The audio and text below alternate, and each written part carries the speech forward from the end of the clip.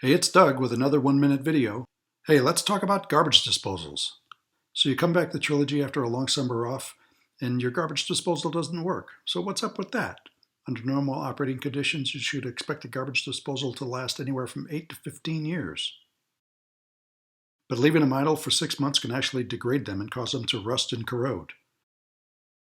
If you've looked inside and it's obvious that there's nothing stuck, here's a few ideas to hopefully get it back working. Does it have power?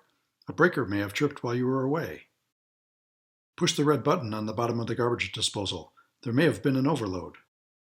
You know that strange tool you need to install your disposal? Well, it's got another purpose. It can be inserted up into the bottom of the disposal.